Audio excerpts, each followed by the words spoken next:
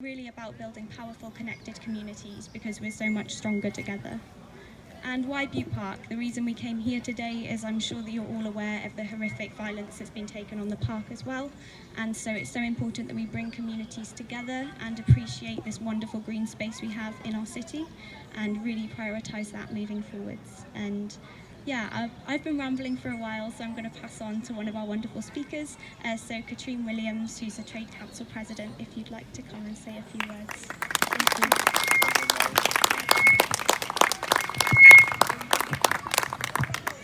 Thanks very much, and I bring solidarity from Cardiff Trades Council, but also the Socialist Party as well. And I think we're very clear that it is urgent that everyone engages in this campaign. The floods that hit the Welsh Valleys last year show that climate change isn't something that happens elsewhere. It's happening on our streets, in our homes, and on our doorstep. And all over the world, including in Wales and Britain, previously once-in-a-lifetime events are becoming the new normal as the planet gets hotter. The World Meteorological Organization recently said there are 5 times as many weather-related disasters now than there were 50 years ago. Many environmental disasters have also been made far worse through the funding cuts of governments, more interested in cutting taxes for the rich rather than flood defence, forest management and investing in the services and social security that we need in our communities. At the COP26 conference this year, the big powers will all posture about the need to do something. But left to their own devices, they will take none of the actions necessary to counter this danger which threatens all of us. They will set too low targets for CO2 reductions. They will not then make the investments necessary even to get that far. In America, Joe Biden has granted 2,000 new fracking permits. Here in the UK, the government is preparing to fund a massive expansion of North Sea oil. And we, the ordinary people, the working class, the 99%, have to take a lead and build a movement to fight for the radical action that is necessary.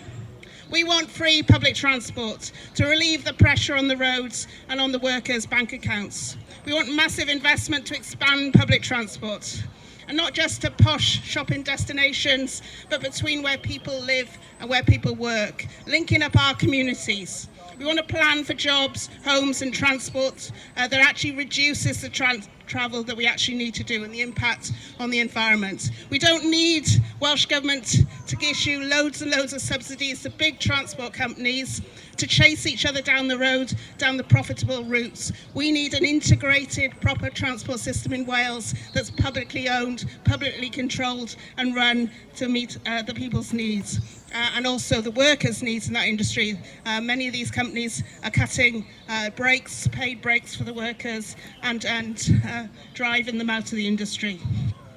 You've also got to break the stranglehold of the big energy companies. The whole sector should be nationalised and put under workers' control and management. We could scrap the rip-off price rises that we're facing at the moment and rapidly transition to renewable energy. Energy should be linked up with transport, steel and other sectors and planned with our priorities, not short-term profits deciding how they should be run. We could build a mass movement. We could do and could design in the Lucas Plan in the 1970s. Imagine that on a basis all across the UK, all across the world, harnessing that expertise, but also providing answers. So we need jobs in our local communities, but good, clean jobs that are sustainable for the future. And we need to stop the destructive climate change. We need socialist change with a working class running society. And I think we have seen during the pandemic what matters in our communities and actually how much working class people have been there for each other, providing the services that are necessary. We cannot just leave it to politicians of big business. While they embrace each other in Glasgow, promise to cooperate internationally and mumble the platitudes, their aircraft carriers are conducting war games in the Pacific, preparing for conflicts. We've got to take the world off them and we can run the world much better ourselves in a clean, green, sustainable way.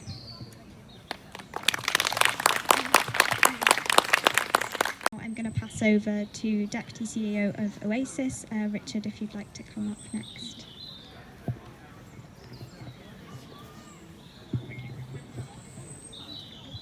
Good afternoon, everybody. My name is Richard Einan. I work for Oasis Cardiff, a charity that supports and aids and empowers asylum seekers and refugees here in Cardiff and in Wales. As many of you know, there is a massive asylum and refugee crisis that is moving not only here in Europe, but in the world and here in Wales. We're seeing that in Cardiff, people coming with not just issues around persecution and violence, but things of climate issues, of social injustice that are tearing their countries apart. And we are watching as a nation and not doing a lot about it. We're not hearing the stories of Yemen in our media. We're not hearing the stories of Eritrea and the massacres that are happening in Eritrea. And we're not providing the necessary support for those that are coming here to feel empowered and to rebuild their lives. I've had the privilege over the last 6 years to work with Oasis and to work with people face to face on a one-to-one basis, where they have been crying in front of me as they tell their story of disaster and their journey of coming to Cardiff and coming to the UK, seeking sanctuary. Seeking sanctuary, why? Not because they want money in their pocket, because they want to feel safe. Knowing that in their country there are things happening to their family, they're happening to their communities, happening to their nation. And like I said, our governments and our leaders just watch by and don't act on it appropriately. And so we've seen how just a little bit of support, a little bit of mindful empowerment, and taking away the perspectives of that we and our unconscious biases that we have, allow people to be embraced and feel integrated within our society. I had the privilege recently of watching one of my colleagues receive the Queen's Voluntary Services Award this week for her work with fan groups that operate within Wales and link in with people. She's from Sudan. She came here on a family reunion because her husband got persecuted, because there were issues around climate and social injustices because of the oil fields in Sudan and the oil works in Sudan. And she has been embraced and embraces our culture. And for me, that is really important, because it shows that she is a human and not somebody that is separate. She is valued and not to be oppressed. And for me, as a Welsh person standing here, I feel privileged of watching somebody come to my country and give something much more than even I could give. She shares her experience, her richness of culture, and I'm really privileged to stand here and share just a glimpse of what asylum seekers and refugees bring to our country, but at the harsh reality of what goes on in their countries. And we have to stand up and say that we can't stand by and watch these injustices anymore, that they aren't just climatic, they aren't just around finances, they aren't just around politics, they are all integrated, and they are about power struggles, and they are about greed, and they are about things that the 99% don't stand for. And so I encourage the 99% to stand up, to fight for what they really believe in, and to overcome the oppression and the ignorance and apathy that is put out there, because people matter. I read recently that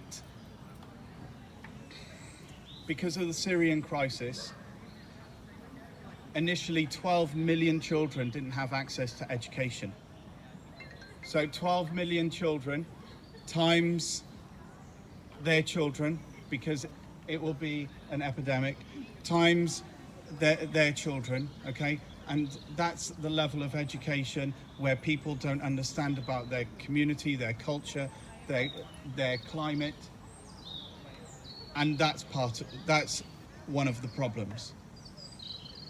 And so I thank you very much, Marla, for inviting me, because refugees, asylum seekers, migrants matter. That we can't just have closed borders, but we have to have honourable borders and valuable borders that protect and encourage people to move where possible. But we have to take responsibility for what has been left behind as well. Thank you very much. Hello everyone. Okay, so I work in asylum law, and I think one thing that no one ever really talks about when it comes to refugees is, of course, 99% of refugees won't come to the UK. So as much as everyone talks about, that there's swaths of migrants coming through, etc., coming over the border, majority of migrants actually go to neighbouring countries, and a lot of refugees go to neighbouring countries. But what I think we need to emphasise, actually, is when we talk about the climate crisis and refugees, is that there's no route within law for climate refugees to actually come here. Just a very brief breakdown: you have, refugee protection from the Refugee Convention, humanitarian protection, and then you also have, obviously, your human rights from the European Convention of Human Rights. But none of those actually fit with climate refugees. And it's an important point, and it's an important point that we get out of this liberal mindset, that the law is actually a route to absolutely anything. The law, you have to be extremely suspicious of the law. Always question the law. The law when it comes to refugees and the law when it comes to migrants is already pretty awful. But when it comes to climate refugees, there's no such thing. And the reason why is because the way in which the law was developed and the way in which human rights was developed, they're based on privatized rights. So they're based on, I can only claim if I wanted to, so there's, for example, an Article 8 claim, which is about private life and family life, that was in London. It's about my right to noise pollution when it comes to an airport next to me. There's very little, there's actually no way of claiming as a climate refugee coming to this country. In fact, I've seen it with a client, and then the court sort of was just like, well, obviously we can't do anything about that. So the only way in which you can actually enforce, well, you can't even enforce climate refugees' rights, is through international protection. But those are non-enforceable conventions. They're sort of just countries sign up to them voluntarily, and again, they're pretty useless. There's a case in the Philippines that actually did something, but again, these are very sort of short-term fixes, and then brutalizing them for them trying to come here. I was born in Baghdad, and Baghdad was blown up to smithereens, right? And then if you come here as an Iraqi, you're now sent straight back. I mean, the law is, again, it's just capitulated when it comes to Iraq, and most Iraqis are sent back. This is the stuff we're talking about, and that's what we need to. So as much as we talk about the humanitarian side of looking after refugees and making sure they have houses when they get here, yes, 100%. But there are plasters over the fundamental issue of borders, capitalism and colonialism that is causing the strife in the world that we see these refugees come from. We fund, for example, Saudi Arabia's weapons to destroy Yemen, and Yemeni people come here. We join in with the wars in Afghanistan and Iraq. We have history in India, Pakistan, African nations all over the continent. And we question what we should be doing to make things better for them when they get here. We need to be challenging our government and saying stop bombing these places, because also how that links to the climate crisis. I mean, the studies show there might be up to 1 billion climate refugees. And again, I emphasize, majority will not come here. They'll go to neighboring countries. Places like Sudan, the civil war, caused by scarcity of water. Yemen, climate change is ravaging. Iraq, ISIS, for example, had control over water dams because of the drought that climate change was causing. Iraq is literally an arid country right now. The Basra, which was known as, in the south, was known as the Venice of Iraq, is basically dry. It's climate change is happening right now in the global south. It's happening right now in the countries that we send bombs over to, or we send via proxy Saudi Arabia to bomb, or other countries to bomb. This is the real world of what we're talking about. So there is no such thing as a justifiable border. There is no such thing as a justifiable stance of the Home Office, one of the most depraved organizations and society and institutions this world, I think, has ever seen, do what they do. There is no justification for it. The US military contributes 5% to worldwide climate chaos. 5%. We contribute, the UK, this country right here, contributes more climate in terms of its proportion, more than around 49 countries. So when we talk about who's causing the climate issues, it's not refugees, it's not countries like Sudan, Somalia, Chad, Afghanistan. It's countries like us. We're causing it. We're the biggest polluter in terms of ratio of how long we've been around and how much we've done over the past century or so or more. We're one of the worst contributors. We have a responsibility to shut down the military-industrial complex. We have a responsibility to shut down the border system. We have the responsibility to shut down the Home Office. We have a responsibility to do those things, because until we do them, we can open our arms for refugees all we like, but there will be more and more and more and more, and they'll keep coming. And the law, as I said, is not, and I can promise you this, doing it for more than 5 years, is not a route for anything in this society. It stigmatizes refugees. It barely helps them when they become refugees. As much as the international protection likes to say it's about protection, the hurdles refugees have to go through just to get any semblance of dignity in this country is an abomination. So we need to start talking about what we mean when we talk about climate change, what we mean when we talk about climate chaos, and how it's affecting countries like Pakistan, like Bangladesh that are being flooded. We need to talk about those things, because as much as we have a bit more sun here, it is destroying lives in other countries, it is starving children, and it's linked very much to what we are doing, our policies when it comes to the hostile environment, and very much so our foreign policy of what's causing those people to come here and to have to deal with the hostile environment that they face, the criminalization of asylum seekers, the new bill that Priti Patel's bringing through. This is the topics that we need to be talking about far more. Refugees is the litmus test of what you understand about the world, because it links to everything. It links to climate change, it links to foreign policy, it links to all aspects of the world. It's your understanding of the way in which society uses the law and how the law is enforced, and your understanding of the way in which the law in fact is not a solution, and you should not look at it as a solution, because there's many people who are afraid of the law for good reason, and there's many people who come here who are LGBT, for example, and don't even want to mention it because the countries that they come from persecute them, and they come here and the Home Office asks them to see all sorts of evidence that they have to prove that they're gay or prove that they're trans. This is the life and the dignity that these people are forced to live.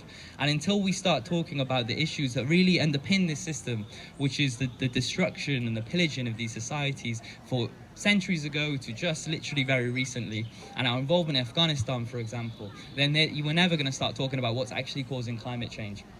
It's climate change in people's lives in the global south that's happening right now. So I just implore everyone to get involved in really radical action. Start talking about things that really impacting people right now, and our own impact on the world around us and our foreign policy, because those are the issues that honestly, if you enter the world of refugees or human rights or whatever you wanted to call it, you see a world which is absolutely being destroyed, and far more destroyed than I think anyone realizes. And a lot of the causes for these wars, a lot of it is to do with climate, and a lot of it is to do with fighting over resources. And as much as they'll tell you, oh, it's Islam, oh, it's this, oh, it's that, it's all BS, and it's just manufactured. What's happening is a pillaging of resources for years upon years upon years, allowing vacuums of power.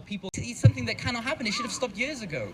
But again, with the Paris Climate Agreement, ever since then, use of fossil fuels has gone up per year because they don't care. So as much as we talk to them, they're not listening. So we need to start making them listen. And this is why, action, direct action, etc. is such a great thing, because we're forcing them to listen. We're forcing them to look at us. Yeah, maybe they'll, they don't like it. Maybe they'll do whatever. But the cause is right. And we're on the right side of history. And they're on the wrong side of history. And we have to make that known. So I'll finish there. Thank you very much. Everyone, this has really highlighted how connected all of these injustices are. When we're looking at the climate crisis, we cannot tackle it if we don't tackle all of the other social injustices that exist within this world. We have to be really criticising the systems around us and questioning everything. So yeah, thank you so much. We're going to go into something a little bit more light and joyful, but before that I just want to say, if you have any more questions about anything, we would love to encourage you to be part of the mobilisation in the lead up to COP26 and beyond. So if you have questions about the hub or anything, we'll be around, and yeah, thank you so much.